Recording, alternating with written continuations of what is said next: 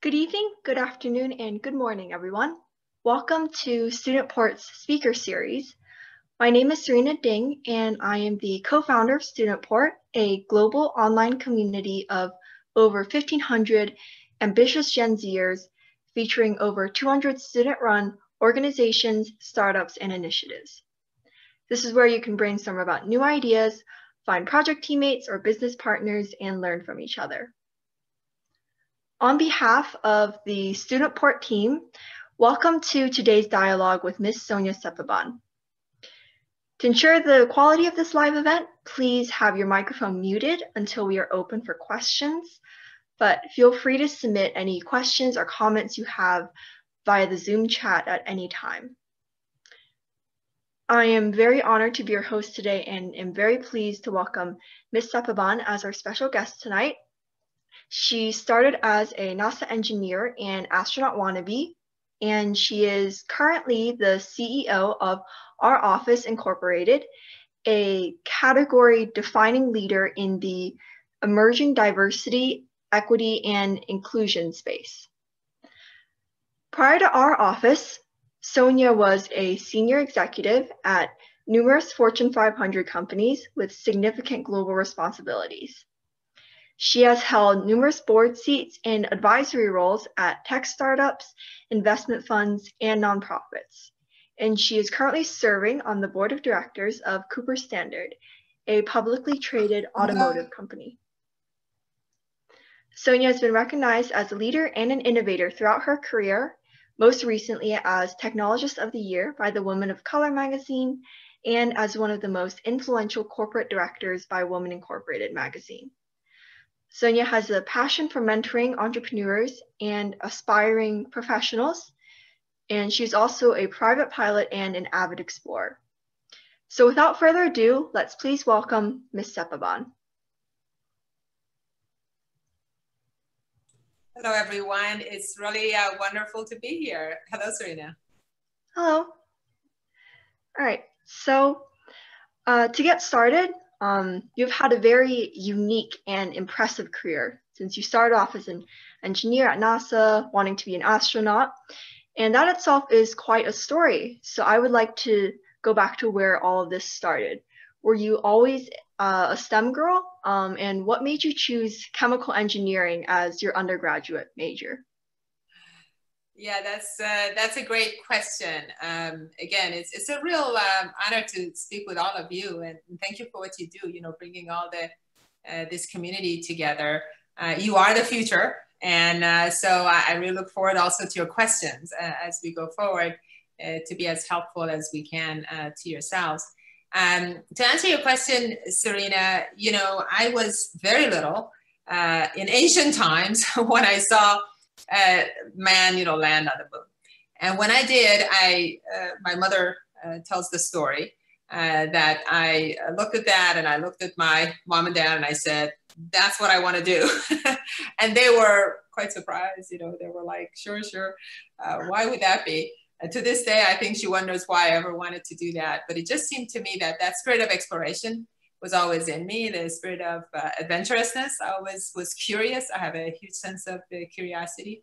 And so after that, you know, of course, that was a little bit of a stated objective. So I knew that science had to do something with that.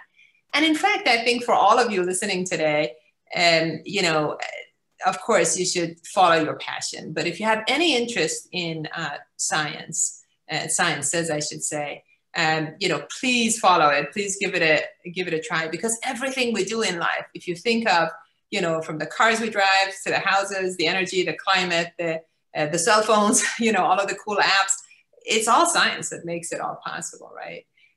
So it's just the most exciting thing I think anyone could do. Of course, the arts are very important, the social side, you know, everything is important in life. But if you have that interest, don't let anybody, you know, dissuade you from it. Don't let anything get in the way. And we can't have enough scientists and engineers. What led to me directly being in chemical engineering is really interesting. So there's really two factors. I never knew that I would be a chemical engineer. But I remember that when I was in high school, I was at an expat school, an American high school, but overseas. And there was a, in those days, we didn't have those many APs. Now, I know a lot of people are calling in from outside of the US, but APs are, just advanced placement kind of courses that you can take. And then at the end of it, you take an exam, and doing well in those courses will place you very highly, in terms of college entry, especially the selective colleges. So it's another kind of way to distinguish yourself. So I was taking, in those days we didn't call them AP, but I was taking an honor class in chemistry. It just was one of the few that was offered at our high school, frankly, overseas. And I did really well. And my teacher there was a big part of really taking interest in me and being so, encouraging of me. And that course, when I got into college, and I went to a pretty selective college, and they actually gave me credit. They gave me extra credit, for bypassing and getting college credit for organic chemistry, which is amazing. I mean, how would anybody expect to get college credit, for a course you took in high school? I didn't even know that was possible. But they gave me credit for it. And then of all things, organic chemistry, which is one of the most feared courses to take, forget it, becoming a chemical engineer. So that was the start of it. And then in college, I actually thought that I wanted to be a civil engineer. And this is what I highly recommend. Of course, these days, there's many more opportunities to do that, like in internships and so on. In my days, it wasn't that often, that people did internships, certainly not in high school anyway. And so when I went to college, the college I went to is Cornell University. They had an amazing program at the time where in the first year as a freshman, kind of engineering declared student, if you wanted to be, had an aspiration to be in engineering, you could take a course where you could pick 2 engineering disciplines, and you could do some hands-on like projects, one in each. And so you would get a taste. So half of the semester you did one and half the semester you did the other. So I picked civil engineering because I really actually wanted to build buildings. I always, my passion was, I looked around and it seemed like very cool to go build, especially, tall buildings and so on, and bridges, and, all kinds of things, all kinds of structures. But then when I took that course, and our project was to build a bridge. And so I had to go outside and do some field work, in the hard hats and all of that stuff. So I did that. And then the chemical engineering project was the second engineering discipline that I took, was to design an industrial plant. And so when I did the 2, it was very clear to me that I really liked to do the chemical engineering one. And that really led to, even though the requirements were actually quite more stressing for the chemical engineering, I ended up doing that. And so that's the story. I don't know if it's, exciting or interesting, but it was kind of just following, getting some experience. I think the experiential aspect of it was very important. And then the encouragement from my professor. Well, I certainly think it's a very interesting story, and it's very inspiring as well. So what was it like for you to be a NASA engineer? And was it different from what you expected? I didn't have any expectation. I really didn't know what to expect to be a NASA engineer. And frankly, when I was graduating, I had a few offers, to go to work. And the NASA offer, I wanted to be closer to astronauts. So NASA was always on my list of places that I wanted to apply to. And for my graduate work, I went to Rice University because actually just so happens, NASA has centers all over the United States. And there's equivalent of that, of course. I'm very familiar with the Russian Space Agency, the Japanese NASA, in the European Space Agency, ESA. And so it's true, most of these space agencies have several sites for different things, for engineering, for testing, for their flight control and so on. And so I actually ended up in Houston, not because I intended to be there for NASA necessarily, but because I had, a very good offer from Rice University, which was also in the top 10 in my field in chemical engineering at the time. And a professor of mine, again, it's all the relationships. So you'll hear me, my message, I'm going to give it away up front just so that we can come back to it, because I think these messages are important as you think ahead to your careers. Really pay attention to to the network and mentors and people that take interest in you, or you're interested in working with them. So in college, I had a professor, Professor Keith Gubbins, who to this day is a good friend. And, you know, he really took interest in me, and I actually did some work for him. I was actually getting paid, you know, and doing some research work with his group. And he was going on to do some sabbatical work you know, at Rice. And so he recommended that I consider it. So I applied there, got accepted. And so I ended up going there. And, you know, in between, I had taken some time off. You know, I had gone and lived in France. I had gotten another degree there. So anyway, it's a long story, but I ended up in Houston because Rice University, very easily when I was coming back from overseas again, really extended me a great opportunity to come back with, you know, on the strength of my initial acceptance to their university for graduate work. And then they happened to, of course, be in the backyard of NASA Johnson Space Center, which is where the astronauts mostly are. So I just ended up there close by. So I, as a chemical engineer, you know, applied to NASA, I applied to a lot of the oil and gas industry, and also applied to a lot of the food industry. You know, that's was another major area, of course, for a chemical engineer.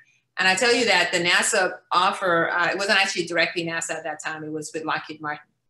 Lockheed, at that time, it wasn't even Lockheed Martin, it was before they merged, so it was really Lockheed. And Lockheed was a contractor to NASA. After 4 years with Lockheed, I was then hired, got an offer from NASA to join them directly as an employee of the government of NASA. And, but at the beginning, you know, it was Lockheed and then a few other companies. And the Lockheed offer was the lowest offer I had in terms of money, you know, and there was a substantial difference actually. But I so aspired to the mission of really going and, you know, being part of the NASA mission and the exploration and building spaceship that I took the lowest offer. I never regretted it. It was the best decision I ever made. It remains, you know, space and NASA remain my first passion. And so I went there, and then again after that, it led to me ending up going to NASA. As you ask, what was it like? It was exciting. You know, when you're looking, I've always been very mission oriented. So everything I've done, including now the mission of diversity, equity, and inclusion, there's always been, it's been a purposeful thing. And so again, that's another theme that I would say is people and your network and your mentors are very important, and finding your purpose. Because once you have that purpose, you can overcome any difficulty, any problem. You'll never regret anything. Even if there'll be setbacks, there will always be setbacks. All of us, those are the only learning opportunities in life and in our careers, certainly, is when we have some apparent setbacks. If we know how to learn from our setbacks, then we can always get to the next level. There are always opportunities the universe gives us to adjust and assess and see what else we should do differently. So I was just really, really fortunate to have amazing mentors and people that took interest in me, and myself just going out and reaching out to people that I wanted to be connected with, and also blessed with this purpose that I had, certainly at NASA, and even after that in the defense industry, and now with what I'm doing now as well. So it was wonderful.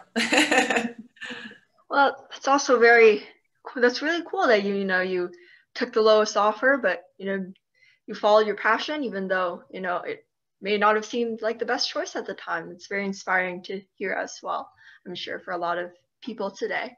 So I was wondering also, what do you think was the key to your successful transition and promotion to the CTO and chief engineer positions with Northrop Grumman Space Technology? So, I'll be honest with you. Almost every single promotion that I've gotten in my professional career, certainly in corporate environment, was always a surprise to myself. I was not one of these people who set my mind to or schemed or planned about how to get to the next level. I certainly never thought that there was any limit. My mother always says, my mother, who's a very big part of my success, and just in terms of her support, but also her wisdom and always being there for me, she always told me, and my father, who's passed now, of course, he was a very remarkable engineer. And in fact, now that there's internet, you know, I find some of his early work. He went to Harvard and he did some inventions, you know, around the early days of computers. And then also then later on missile defense. So, you know, I was blessed with great parents. And, you know, it was always, you know, finding your purpose and kind of focusing on the right things is something that, again, the mentors help you with. You know, if the mentors are there to, and it's important to listen to them, because sometimes we're young and we think, oh, well, I know better, I know, you know, and they're older and maybe their time was different. And that's all very true. I mean, I have, by the way, mentors that are very young people, including my son, who's amazing also. I learn from him all the time. So it's not mentorship, it's not a matter of, you know, age or seniority, but it is a matter of different perspectives. And I think we should always look for people with different perspectives to show us. And so I think when you ask about my promotions, my key focus always was to follow my passion. So I was blessed because when you follow your passion, it doesn't seem like work, you know. So my work was I never thought of my work and my life separately. You know, my work was so purposeful that, and it always, everything else, like now when I'm into diversity, equity, and inclusion, almost everything I do, the things I listen to, the podcast, and it sounds like almost overdoing it, you know. And I will say something that's maybe not politically correct or that you guys might think is a little bit crazy, but I don't believe in balance as such, you know. Like if you do a little bit of everything, you know, if that's what balance means. I mean, certainly you need to have a healthy life, and I do believe in work-life balance. But again, not all the time. I mean, if you are able to find your purpose and your passion and focus on it, then it kind of gets integrated into your life. You know, I mean, what I read, you know, my social setting was mostly with NASA people and with astronauts. And I mean, there were cool people also, you know, obviously who doesn't want to hang out with them? You know, I started flying then, you know, with planes and things like that. My hobby was something that had to do with that. So everything was kind of you kind of have to have an integrated life. And so when I did that, I was enjoying it so much along the way. And I was then, because it was purpose driven, it was a matter of passion for me. I worked very, very hard at it. And so at a certain time, you know, I was always looking for how I can improve things. I was always thinking of, you know, when they gave me a job, really owning it, you know, really taking full ownership and figuring out how I just naturally always wanted to know, how can I do this better? You know, do it for less cost, you know, go beyond the target I was given. I was mostly in competition with myself, you know, like how best I can do it. And I collaborated a lot. I mean, later in my career, especially, people always said about what I did that they were always surprised how many people, even competitors or people that we might have had issues with in the past, how I could reach out and just collaborate with them. So all of these things, naturally, people started asking me to lead things. You know, so every time from the very first time when I was asked to have my first supervisory role, I was 24 something. I wasn't yet, I was just getting to be 25. When I was 20, I was just waiting to become 25 years old. And I had like a group of 20 people and they were like all, of course, much older than me. They didn't know exactly how old I was. So I was waiting to be 25 because mathematically I knew that once I'm 25, I can just round up. And when people asked me how old I was, if they ever did, I said, oh, I'm about 30 years old. Because you can round up. That was the truth, right? It wasn't a lie. So I was always the youngest, you know, in high school and everywhere else. And it was just really following my passion, always taking full ownership and figuring out what's the best job I can do and collaborating. Those three things, I think, naturally led to people wanting to give me more and more responsibility. Well, I think many of us here can definitely relate to your point about, you know, not wanting to listen to older people because we're always on our parents about, you know, you're not from our generation and all that. But I think, you know, it's a great mindset to have that it's really not about the age, but you can learn something from everyone, and diverse perspectives are very important. More so. And the great thing, Serena, is when you ask for other people's opinion, inputs, you know, it's up to you to take it or not. Asking doesn't mean, you're going to have to do it, right? So I always find that I'd like to be best informed. So it's really part of getting well informed, not necessarily following everything everybody tells me, right? Because at the end of the day, you need to have ownership and take responsibility for your own decisions too. But it's just having the different perspectives. None of us, all of us come from our own porthole, as we say, right? And so by definition, we have to accept that we don't know everything. We don't know all the perspectives. We haven't thought about everything. So if people are willing, and most people are willing, if you ask anybody to, anything, then people will respond. And it's just, I know that I'm going to make again a statement. Hopefully this is, and you guys can feel free to, later on in the Q&A, push back or respond, in however you wish. But I will go out and live and say that, it's, that there's no replacement for that human connection. And, I will, if you allow me, I'm going to make a comment about today. We're on this call and most of the screens that I see don't have people in them. They have, an icon or a name in them, and you've mostly chosen, and it's your choice, I'm fine with that. But if you want to make more of a human connection with me, if I saw you and you saw me also, I mean, obviously you can see me, but I can't see you. Thank you, Maine. I think at least a picture came up there. But I mean, seeing your own smiley faces and actual people is, there's something about that. And I tell you that you are the future. And I think that there is a lot to be said about making genuine human connections. And in leadership, especially when our leaders are people, right? You have to, there's no getting around making that human connection to other people. At the end of the day, your promotions, your customers, your investors, all of these decisions are made by humans, other humans.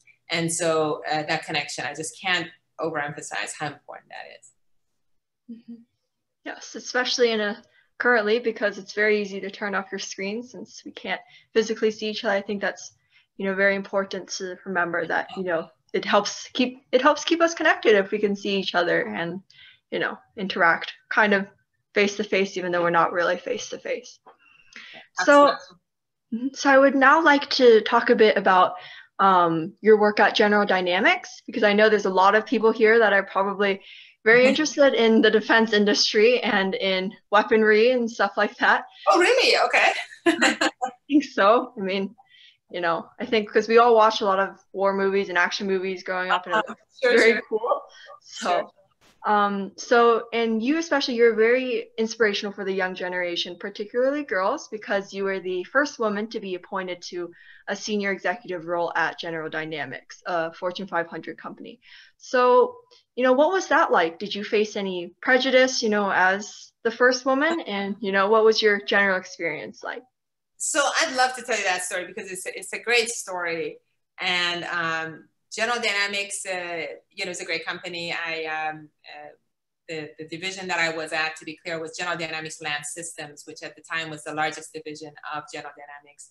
And in that division, which has been around for close to 50 years, and has a major market share of all of the combat vehicles worldwide, there had never been any person of any diversity in any role of even just vice president or let alone, the C-suite. So, with that, when I was actually pursued to go there, because, there was a kind of a process that somebody approached me, was a headhunter, if you will, and it took several months because this was for the position to lead the development and building of all of the part of the organization that was about building combat vehicles. And so these are some of you may have heard, the Abrams main battle tank is the most capable tank in the world. The Stryker family of vehicles, which is the workhorse of the US Army, and so on. But you remember I came from space. So the big part of this was, I'm from LA, and I was born in Philadelphia, but the majority of the last, my family and the last 30 years I've been in LA. And so, they wanted me to go from building spaceship, in LA, to go and build combat vehicles in Detroit, Michigan. That's where the company is headquartered. So that was, to begin with, a bit of a hard sell, if you will. I was very happy, where I was also at Northrop Grumman. And yet the reason was, it's very interesting because it also leads to why I got into diversity, equity, and inclusion. It was very interesting that at that time, if you recall, in the 2009 timeframe, the US was in 2 wars in Iraq and Afghanistan. And especially in those regions, especially like in Afghanistan, we had IEDs and all kinds of roadside bombs, but we couldn't take in the highly protected vehicles, like the main battle tank, the ones that are, that go in and are highly protected. And so, we had to go in with wheeled vehicles like the Stryker vehicles, and they weren't protected enough to withstand, the IEDs and the roadside bombs and so on. So the challenge was really a national challenge was, how do we make a vehicle that is more protected, more highly protected, but can also still be on wheels, so we couldn't make it too heavy. So what happened is we started, when we went there, they pursued me after a while, and of course I'm first generation American born. I'm very patriotic, so I went there really to save lives, literally, right, because this was happening every day in theater. By the way, thank you for those of you who've turned on your camera. I see some smiley faces. I don't see your name, but thank you. So anyway, I can feel the human energy right there. Thank you, girl. It's awesome. So see, that's not so bad, right? You're not too. And I see there's like 75 participants on here, so there's a lot more opportunities. If you allow me for a moment, I'm looking through to see what other smiley faces I can find. Okay, not too many yet. There's Alan there, thank you, and Madsen, oh, thank you guys. See, this is easy, right? It's not too bad. So, and Justin, thank you. So anyway, I accepted to go finally, but I was going to reverse commute from Detroit to Los Angeles every other weekend. And I did this for 7 years, believe it or not. So I went there for this purpose, and we were able to actually update and develop new technology and field into combat in the span of 15 months flat instead of 4 years. It's a story that's public. There's been a lot written about this. I'm not sharing any secrets here, but it was really a remarkable sort of speed up of this process, and it of course saved countless lives. We had parents writing us letters and thanking us, parents of the soldiers. So it was really a crowning achievement, if you will, in my own career, and I was just so honored to be part of that team, an amazing team. But then we started thinking, well, if we could do it, have this much innovation to do this so fast, how can we do this all the time? Right. And so the question became, how do we do that more often? When I got there, I was the very first person of any diversity, and even, several layers below me, right? There wasn't that much diversity of any kind, gender or racial or otherwise.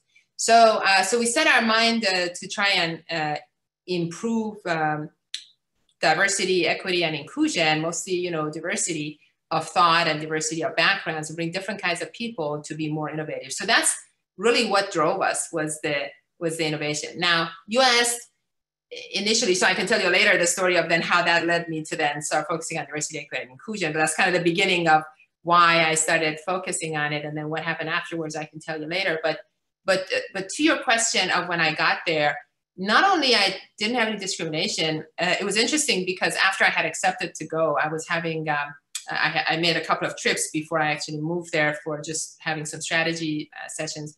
And on one of those, my to-be boss, said to me, Sonya, we just recognized that you are the first woman ever in our history to be assigned to this kind of a role. And I said, well, that's interesting, because I came from Los Angeles, from a company where I was one of few women senior vice presidents at Northrop Grumman, but I wasn't the only one. There was, I had a few other colleagues. So I said, well, that's interesting. And he asked me an interesting question. He said, well, how does that make you feel? And I said, well, you know, I've been a woman all my life, and I've been an engineer and at a senior executive role for the last, you know, decade or more. And so I said, you know, so I feel fine about it, but how do you feel about it? So that was an interesting kind of exchange that we had. And after that, yeah, there was a lot of interest. People would come to actually meet me to see, who is this woman, you know, how can you, and especially one of the jobs that's like supposedly the most male dominated, right?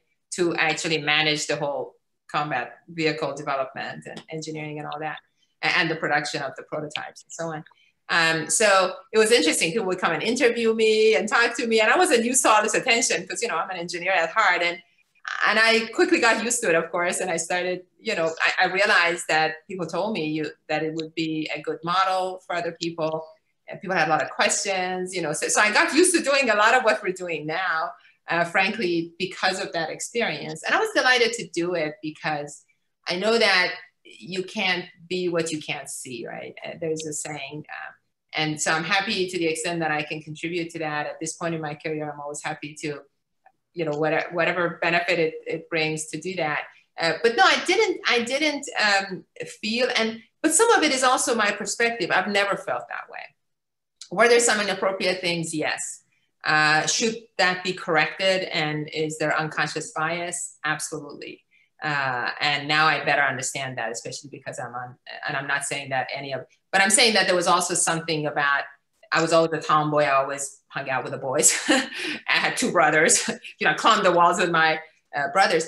But at the same time, I will tell you, I have colleagues who are also women engineers, and they were much more girly girl than me. You know, they were actually very, you know, much more feminine, and they did the girl things and everything. And they're also engineers. So I don't think that you need to be a tomboy like me to be an engineer. You know, everybody can be. And hopefully there's more and more models and role models that are emerging with that. I just think that if you have a passion about making things work, about discovering how things work, about, you know, just pushing the envelope of what's possible, all of that takes science. And so it's a great way to consider for your career. Well, since you mentioned about, you know, how you know, there are still few women, though there are getting more engineers that are women now, but still, you know, still a little imbalanced. So I was wondering, you know, what advice would you have to girls that think they might want to become engineers or become business leaders, but they're a little afraid, you know, what advice do you have for them to, you know, kind of break the proverbial glass ceiling? So, look, I'm going to be really practical about this, right? Again, I'm not going to tell you that there's not unconscious bias there. Unconscious bias is a human thing, you know. We all have it. It's just, you know, this is the one thing that you got to just accept. The important thing is to be aware of it, right? So in a way, you know, I know that some of these roles are seen as more male roles, and there may be some anxiety about being, you know, going to places where you're the only woman. When I was in engineering school, there was only 2 women in the class of 80. Today, Cornell University, just in 2018, actually became, I think, the first major engineering college to have 50-50, you know, diversity of gender. So it's, you know, it's come a long way. But overall, if you look at it, you know, in the 1980s, when I was in college, seems like ancient times, I know, the percentage of all computer science degrees that got produced, you know, was 38%.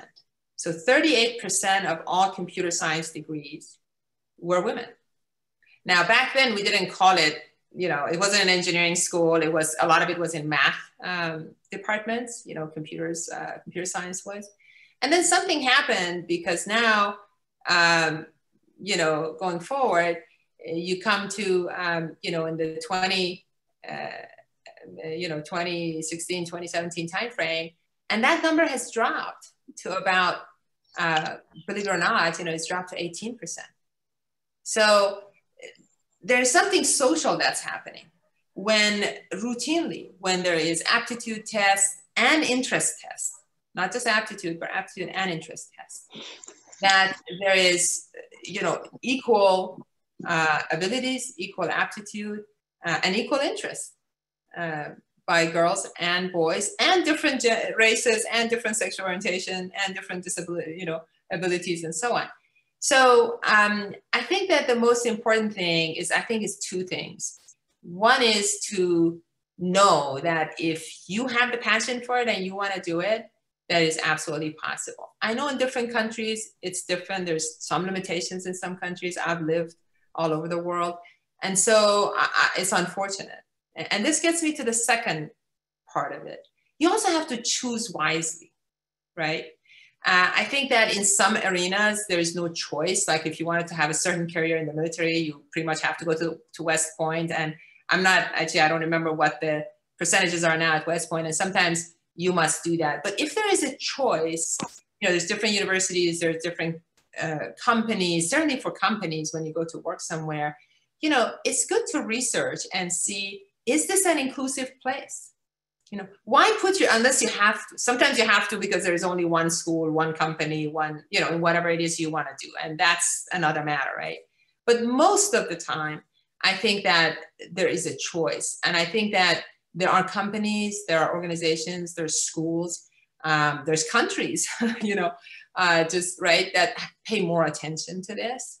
And I think to the extent that you can, and frankly, these days, a lot of these things you can even just do online, right? I mean, COVID or no COVID, there's a lot of online ways to get some of these degrees and do some of these things. So I think that I truly believe in, and again, I know there's some realities, local realities and national, you know, different geographies and different sociopolitical issues. I'm not discounting those by any means.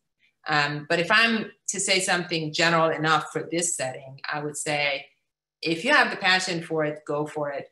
It is the most joyful, rewarding, and financially also rewarding, you know, career path you can take is in STEM. And if you have the passion for it, don't let anything stand in your way. Also, the CTO of our company says something really interesting, which is, you know, in technology, in engineering, in sciences, you know, your abilities, it's much less subjective. It's very objective. So in a way, it is actually a better place for diversity. Because believe me, if you are an awesome engineer and if you have just good solutions and you can figure things out and you work hard and you're smart and you really care about it, it doesn't matter what gender, what color, what. At the end of the day, people will have to pay attention to you just because it's, you know, it's much more objective than these subjective, more subjective fields that you can be just by the nature of it, right? Some of the arts, some of the social studies, you know, can be a little bit more subjective. But in the science, you know, if you build something, you make an app, you know, the world is full of entrepreneurs all over the world. If you are, I would super recommend entrepreneurship, you know, to all younger people. I really think the world is going towards micro entrepreneurship everywhere. Everybody has to know their own value proposition, you know, and work on things. That there's numerous examples of people that in rice fields of Asia, you know, created some solution that was for, you know, how do we better harvest the rice? You know, how do we better take care of the, you know, the nutrition needs of people? How do we help with healthcare? Whatever local problems there are, if you're smart, you know, there's some kind of science or technology that can be applied to it that can make it better. And that's a great way, if there is systemic bias and issues and barriers that you have to deal with, then take matters into your own hand. This is the best time to be alive. I'm almost jealous of all of you because, you know, in my days, truly, I mean, I know that you've heard your parents say this, but just imagine if I had to find out any small thing, you know, any information about anything, I couldn't just enter it into some screen and get the result in a split second. I had to go into a library. I had to pull some card and look it up and find the book and, you know, read it. It was so enormously high, you know, more difficult, and the barriers to entry were so much hire. Today, if you have a great idea and you have the passion and the hard work behind it, I promise you, in whatever locality you're in, you can make a difference. That was very inspiring to hear. Sure. I hope everyone else was also very inspired by that. Right before we move into the Q&A session, lastly, I would like to ask, could you briefly describe, how you started our office and the turnkey solution that you guys have pioneered, DIAAS? Yes. Yeah.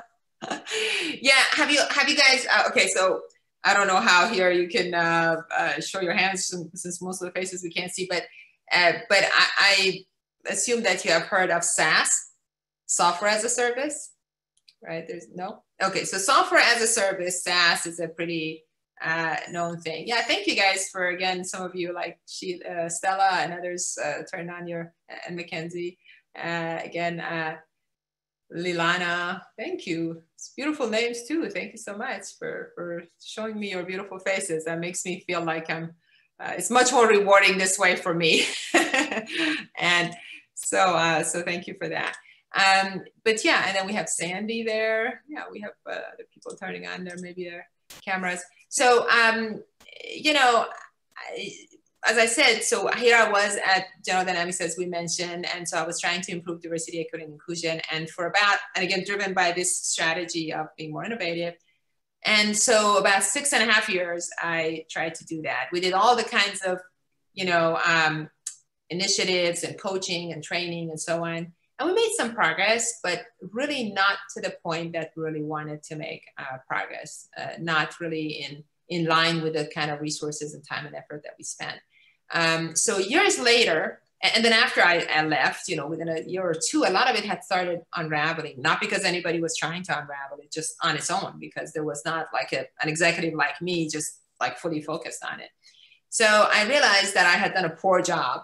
And this is the one area of my career where I really think it was a shortcoming on my end, to not recognize that we had to come at it from a more holistic perspective of how do you build a culture of inclusion, not just initiatives and measuring it that way. So, what the idea of our office came when we had Me Too, the Me Too, I had always said in my career that I would early retire. I had worked very, very hard, and I had ambitions that after I knew that there was something else I wanted to do with, the last third of my career maybe.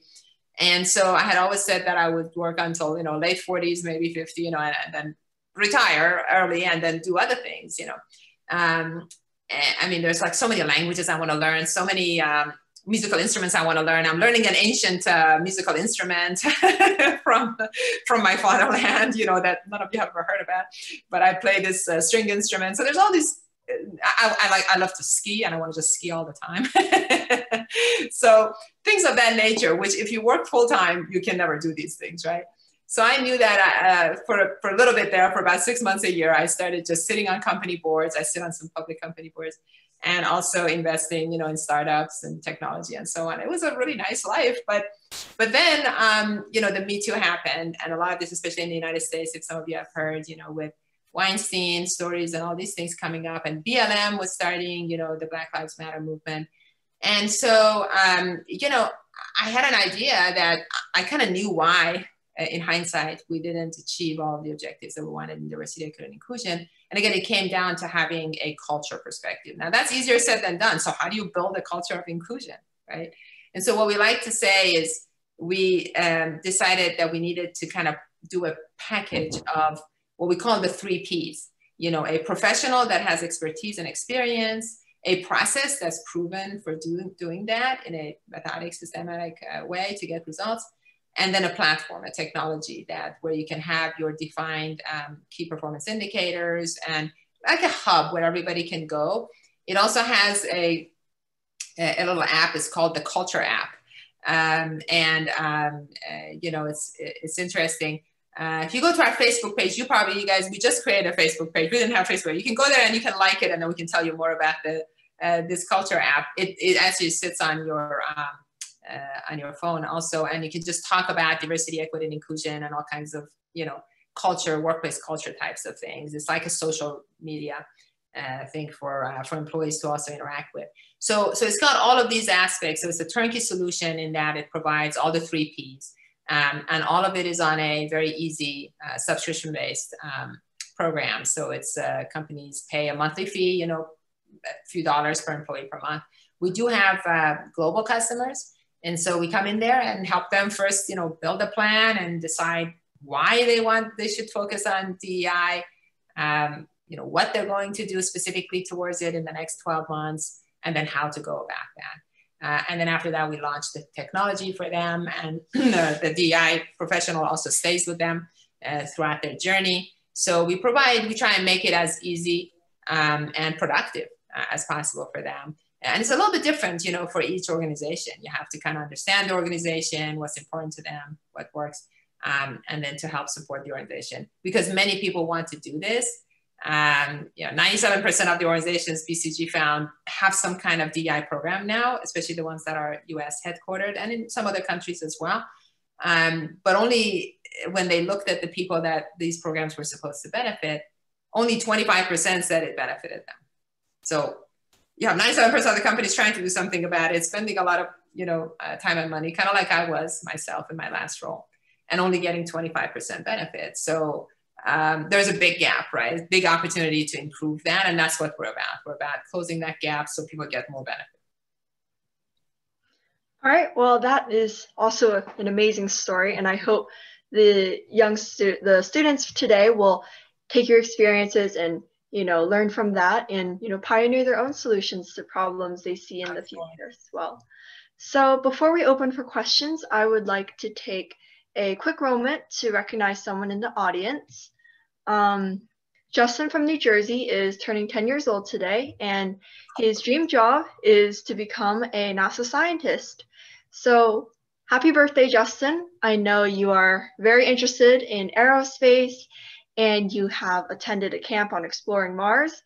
Would you like to start off the Q&A session by asking Sonya something? Justin, that's amazing, by the way. Happy birthday. Were you working in NASA when Apollo 11 launched? Pardon me? Were you working in NASA when Apollo 11 launched? Oh, no, you know, I'm ancient, but not that ancient. I was smaller than you when Apollo 11 was launching, and when the first landing happened, and that's why I was really small when I saw that. But I could see that, you know, it's the moon, and you know what really fascinated me is the way when that first step the first steps that the astronauts were taking, and how they were kind of like floating in air, right, because of the gravity. And so I actually have experienced that because I also flew on the Vomit Comet. Do you know what the Vomit Comet is? So Vomit Comet is a big plane that NASA has to simulate, weightlessness. So the way they do that is a very smart way, but you can also get sick this way. If you imagine a plane and it flies 40 parabolas. So parabolas, you know, as you know, right? You know what a parabola is. So it goes up and down like this, 40 times up and down. And every time that you're at the top of that parabola, right? What happens for those of your physics, the people that are physics nerds here? No, nobody knows? Okay, what happens is the forces, for about 30 seconds, the forces will cancel each other, and you have about 30 seconds of weightlessness at the top of the parabola. Now, everything like that, every good thing like that has a downside, right? What's the downside? You guessed it. As you're coming down, of course, at the bottom of the parabola, you're going to have twice, because the forces are adding now. So you're going to 2 times. So you're going to feel twice as heavy now, you know, and at the top, you're going to feel almost weightless. So I've floated, and I've done that, you know, that flight a few times. And as long as you can not get sick as this is going up and down like that, that's why it's called the Vomit Comet, because some people get sick, and what they do, they strap them in the back. They have about 10 seats in the back. They strap them out there, and then you sit there with your baggie to do whatever you need to do there, and the rest of us still enjoy ourselves. So anyway, I did that. It was really fun. But when I saw it, I was smaller than you, to answer your question anyway. All right. But go for NASA, okay? I think becoming a NASA scientist is one of the coolest things you could do, possibly. I'm behind you.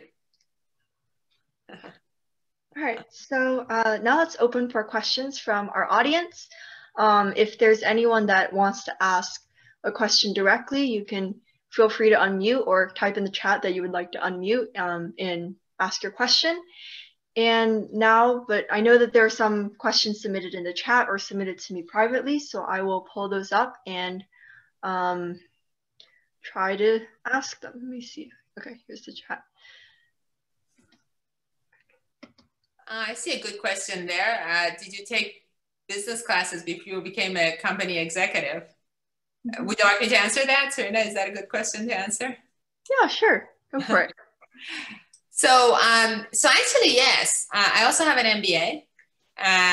But I tell you why I took it. I didn't take it to become an executive, although it would have, if I was smart enough, that would have been a good idea. But my husband at the time was, starting a business. And I wanted to help him. So you probably have gotten this theme. I always wanted to help everybody. So I always get myself into trouble from wanting to do these things. So I started taking a couple of accounting courses. And then I heard that, there were some marketing courses, there were some finance courses. So I started taking a few of these classes in the local university. And it helped because Lockheed actually said that they would pay for these classes, business classes, for engineers to take.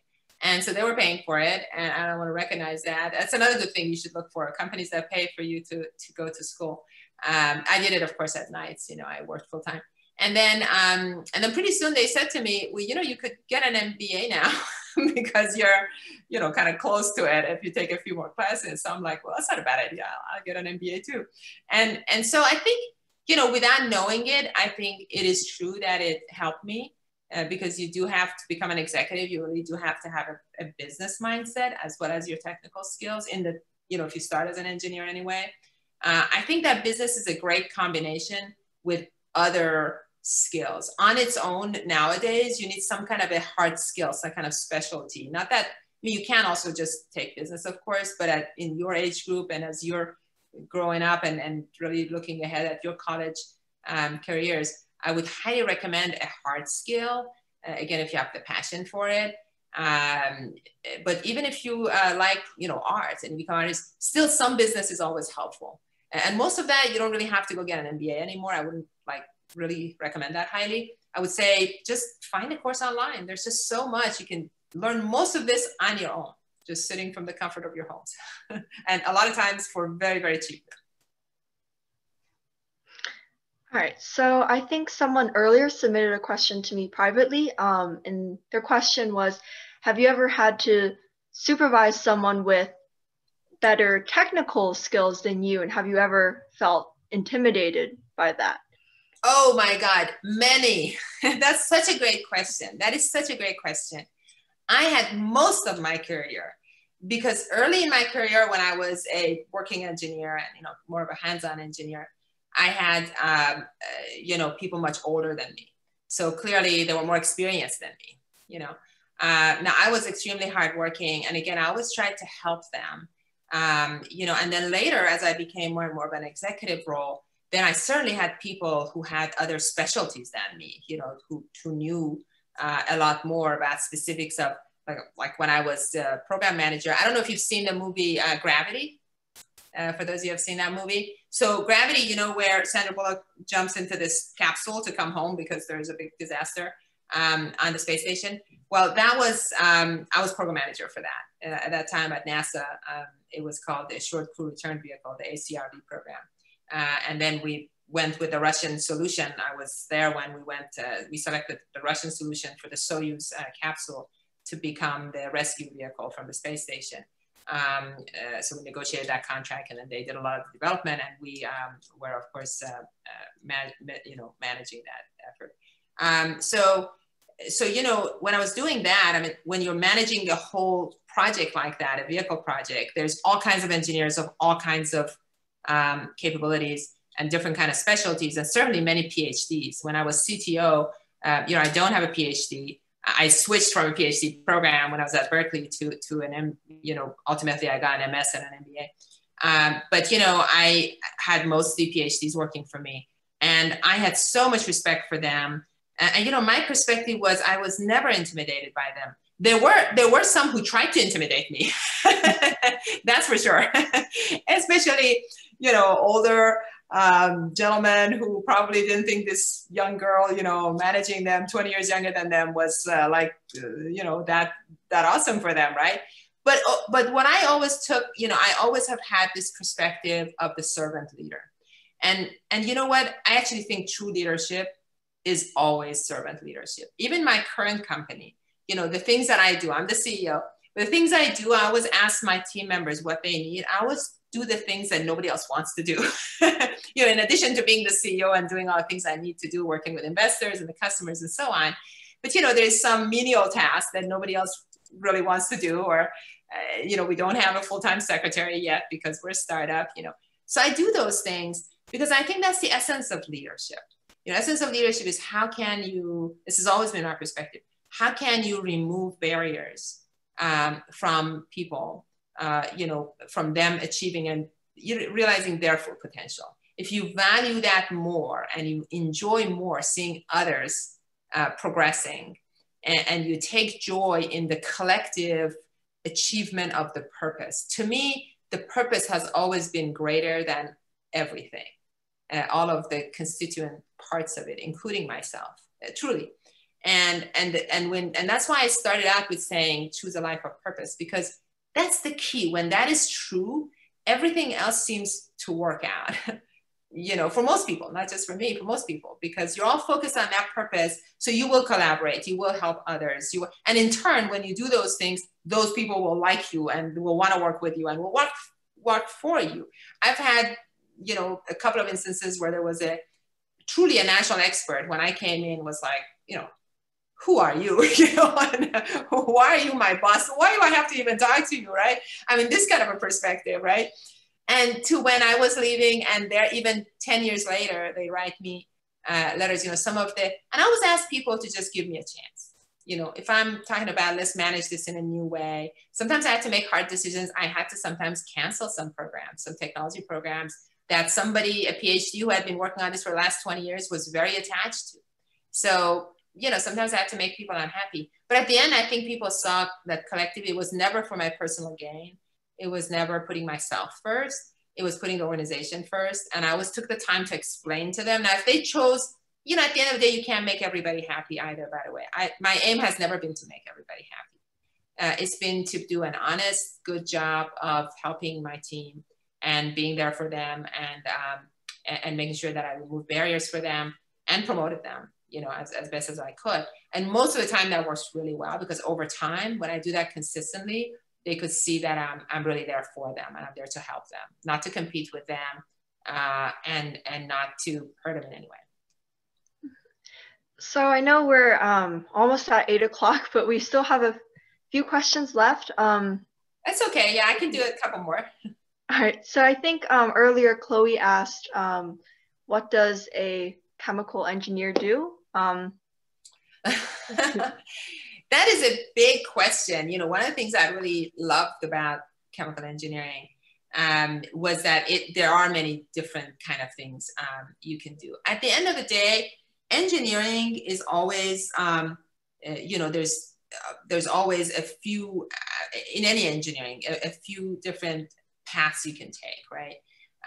One path is the analysis, you know, the analytical simulation kind of route, right? Especially these days when a lot of things are being simulated and so on. And so that's when you're really using a lot of your analytical skills and mostly, you know, trying to analyze, for example, the performance for chemical engineer, the performance of an industrial plant.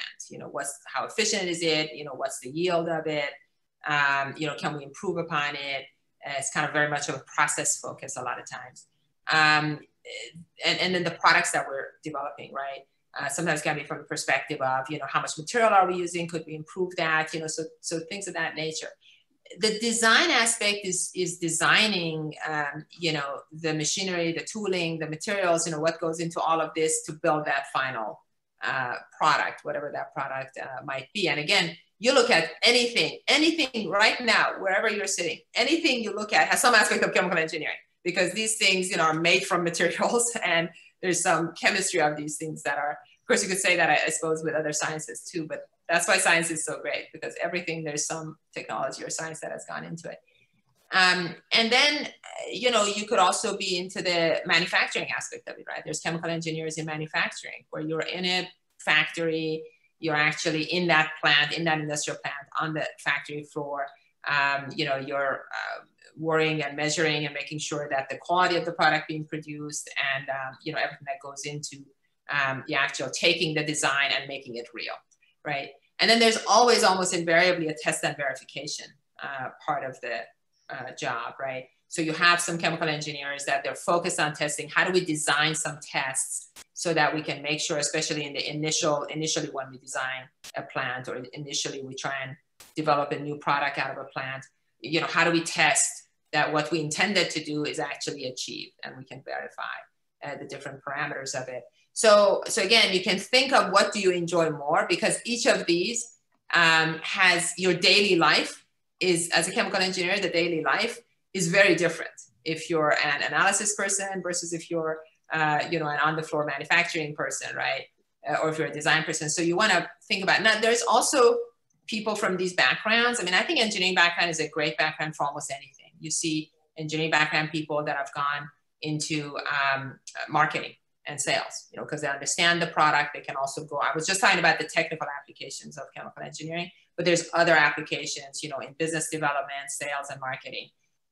You see people that are into, you know, finance. They go into the finance organization and that aspect of it. The one thing is, if you want to be an executive, and if you want to be, I mean, a lot of people say, I want to be the CEO. There's one important thing that they don't tell you, and especially for some reason, they don't tell girls that much, or I don't know what the percentage here is, but whether you're a girl or a boy, it doesn't matter. I mean, but make sure that at some point you get responsibility if you want to be an executive. Okay, I mean, there's two paths, right? You can take the technical path and stay and become more and more specialized and focused, which is highly valuable, right? Or you could take the path of wanting to be, you know, general leadership and business management and overall executive kind of roles. And in that case, you know, you still need the underpinning. I would say always try and get some underpinning of technical really expertise, right? But then at a certain point, when you want to become an executive, you have to have responsibility for profit and loss. You know, we call it P&L responsibility, right? So if you just have responsibility, for example, some people have responsibility for large groups of people. Like I've had jobs like that when it's a function, they call it a functional organization, right? And you can, that's a great job, and it's very important, of course, you know, to manage people, you know, large numbers of people. But at some time, you know, the bottom line, the top line and the bottom line, how much money, you know, how much revenue the organization has, and how much falls to the bottom line, to the profit, right?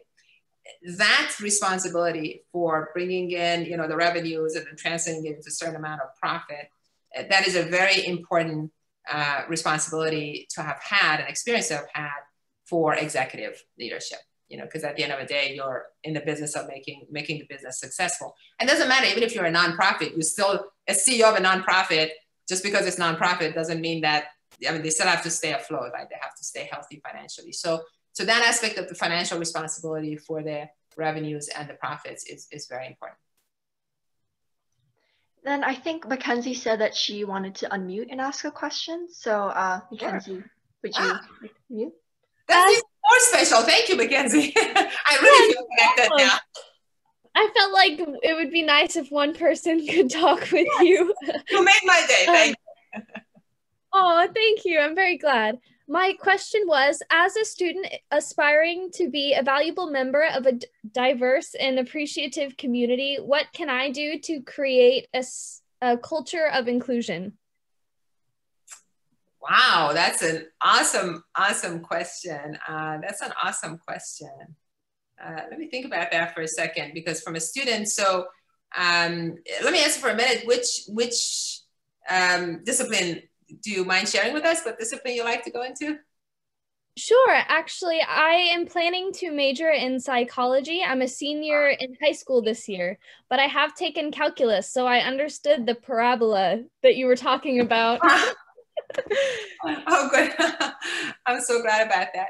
Look, I think that in whatever role that we are in life in general, you know, and it could be right now you're a student and then you're going to be a college student and then, you know, your career is to be aware of our own biases, right? And when people say, oh, I'm not a biased person, well, sorry, but with all due respect, I mean, the science of this and the people that have studied this will say that, and as you go to learn, you know, to study psychology, it certainly is true that you will learn that we all have natural biases. It's a combination of our background and where we grew up and our social environment and a lot of other things. And it's unconscious, meaning we're unaware of it, right? It's not like, it's one thing to say I'm not like purposefully discriminatory person or, you know, racist, but those things you can say, but unconscious bias is just that. So I would say being aware of that is very important on a personal level, being aware of your own bias. You know, after I got into this a little bit with my last corporate job, even, I started studying about it, because anything I do, I kind of get into it. I start studying about it a little bit. I kind of started realizing some of my own biases, and I learned to catch myself. You know, if somebody walks in the door and before they even open their mouth, I'm making a judgment in my head, or they must be, even if I make a judgment, they must be really smart, or, you know, maybe they're not that sharp or whatever, you know, whatever it might be, even the good ones even, I catch myself and I say, you know, I mean, is there any justification for what I'm thinking? No, because I haven't even said anything, right? So that's one thing. The other one and I think that's much more relevant now in 2020, and especially not just in the US with the Black Lives Matter, but I think worldwide with, you know, globally with the kind of things that are going on in other countries as well now. I think it's to speak up and to support others. You know, if you're in a situation where someone is being, you know, marginalized or is being discriminated against or is being talked over, you know, now I don't mean necessarily, right? When you say these things, people always say, I don't want to get you into trouble, right? If you go to like a college admissions interview and you see that, you know, the person who's a decision maker about your entrance says something, I would not advise that you know, go head to head with them right then and there. But, you know, within reason, always, you know, of course, have the discernment about the situation and how to do it. You'd be amazed how many things can be done privately, you know, on the side in a non-confrontational way to make people aware. You know, sometimes a question is enough. We have a thought leadership group, you know, the Future of Work thought leadership community. And so we have monthly roundtables. And so we had one of our conversations was about this, you know, how do you have difficult conversations? And of course, the best way somebody suggested is just framing it as a question. You know, you could sometimes go up to somebody afterwards and just say, how do you think that made that person feel? Or did you know that, did you intend for them? Did you really intend this? Or I heard it this way. What do you think? You know? So I think just making people aware, people have done that to me because I asked them to. At one point I said to my team, I'm really working on diversity, equity, and inclusion. Could you advise me on how, and catch me? If I'm trying to catch myself, but if I don't, can you? And so people would afterwards come to my office and say, you know, this thing you said the other day, you were in a rush and maybe you didn't notice it. And yeah, all the time I was unaware of it. So I think that goes a long way, especially if it's a friend, somebody close to you. It's hard to do it with closer people, actually. It's harder the closer they are, but it's more effective also when somebody is close to you and you notice something and you speak up and you say something. Does that make sense? I mean, I was totally, that's an awesome question. Yes, it does. Thank you very much. Absolutely. All right, so I think we have time for maybe 2 more questions before I think we will close up for today. Stella wanted to know, how do you make yourself stand out in a team, especially as a woman? Well, first of all, that hasn't been my problem because in my environment, being a woman, you know, I was always the only one. So if anything, I was always trying to do the opposite. How do I integrate better? You know, I really think you have to go, it goes back to, you'll be surprised. I mean, I've seen people have specific tactics about doing certain things. And it does work in the short term, it doesn't in the long term. And it's not worth your energy. If you put your energy to really taking ownership of what you're doing and doing the best job you can, and always think of others. If you put others ahead of you, you know, a life of service is so rewarding, even if you don't stand out. And I'm not sure what that exactly means in your mind, but there's many ways to think of that, right? But if stand out is distinguishing oneself as being, you know, excelling or being seen as in somehow better or superior to the other members of the group, you know, I think that that will naturally happen. Frankly, again, I don't want to disappoint you, hopefully, but there's no shortcut to it. I mean, it is done by really service to others more than anything else in the long run. It's by, you know, taking ownership of whatever you're put in charge of. I remember one of my bosses once told me, said, Sonya, if we tell you to bring coffee, you'll make the best coffee and serve it in the best way. You know, I didn't get, there was a couple of times in my career where because of a organizational just issue or something that came up, I was asked to do something that some people regarded as being a lesser job than what I was doing prior, you know, and that's never a good thing, right? So I've had people actually come up to me to say, oh, I'm so sorry, you know, you had to, and I'm like, I was always surprised, you know, the couple of times where this happened, I would kind of look around, see if they're talking to me, and I'd say, what, I mean, this is, I'm like doing my best at this. I don't see the difference that this is a lesser job compared to this other job that I had, right? So whatever I was put, and you know, the key was, again, because everything I did was towards a purpose. So to me, now if they asked me to do something that was not associated with a purpose, it happened once in my career where I was being asked to do something that was outside of what I really wanted. And then I changed my job. You know, I didn't think that that was something I wanted to do. So don't get me wrong. It's not like doing, you know, letting yourself be kind of just do whatever anybody asks you to do, right? If you have your purpose, you have your North Star, and you know what you want to do and what you're about and what you care about, you truly go after that, then it really works out at the end. Somehow it just works. I know it sounds probably like apple pie and, you know, something like that, but it has worked for me. I was always very mission oriented and purpose driven. And the title or the hierarchy or where I was in the organization really didn't matter to me. The title, especially the size of my office, you know, there was times I was leading a very big group, and just to be closer to them, there was a storage room, and I said, I'll sit in the storage room. And they're like, no, you can't do this. It's a storage room.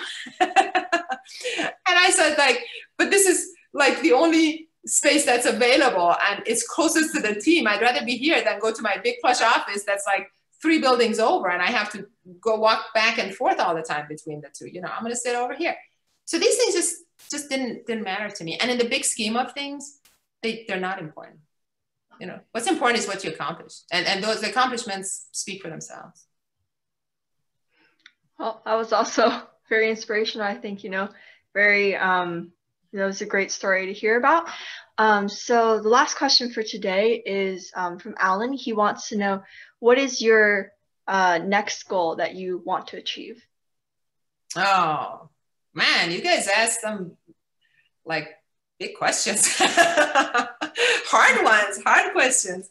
No, actually this one, so, you know, as we talked about being mission oriented, my next big thing is what I'm doing now. You know, what I really want to see as the vision and mission of our company says, is that anyone, you know, anywhere can achieve their full potential. And that's not equality, it's really equity.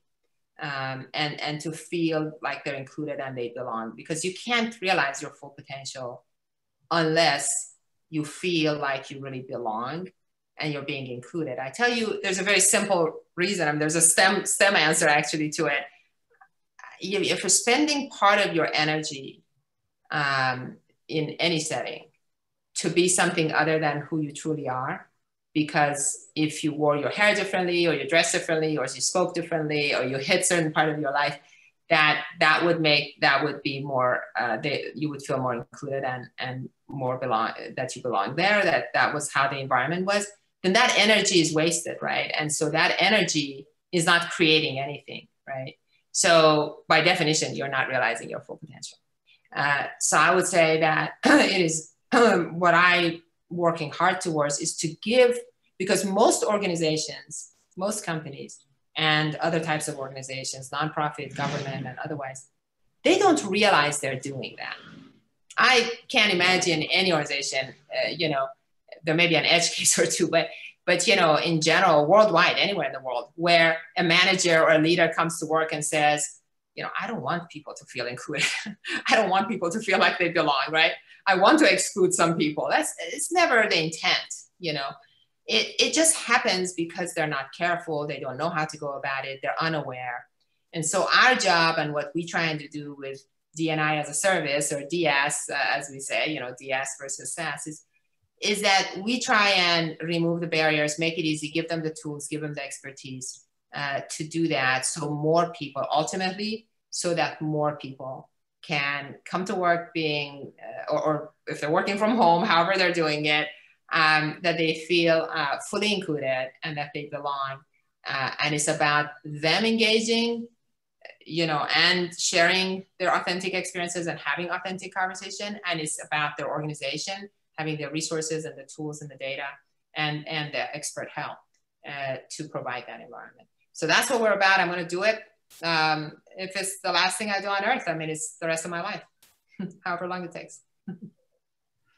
All right. Well, with that note, thank you so much for speaking with us today, Ms. Sepahban. I know I learned a lot. I hope everyone else did as well. I hope everyone here is now more inspired to, take action, to do what they're passionate about, and, address whatever issues in society that they want to address. Wow. You're very welcome. Thank you, Serena. You've been amazing. You're very inspirational yourself, I will say. Thank you for allowing me to speak to you and spending your time with me. There are many good things you could do with your time, so I appreciate it. Go on our Facebook page. It's brand new. It's Our Office IO. There's an Our Office Inc. That's our old page. Don't do it there. Our Office IO. And just like it or share it or do something. We're going to put some other things there. We started going on Facebook precisely because of your age group, actually. Because, corporations and people like that were mostly on LinkedIn and on Twitter and other places. But on Facebook, we precisely came for your age group. So I would love to, and there you can engage with us. And, I'm on there sometimes. So you can also stay in touch with me. All right. And yes, thank you to everyone else who came here today and, took the time out of, your schedules to attend today's event. If you would like to keep up with more Student Port events, because we run events like this every month, you can join us at studentport.space or by scanning the QR code here today. So thank you guys so much for joining, and have a great rest of the week. Yes, thank you. Thank you so much, guys.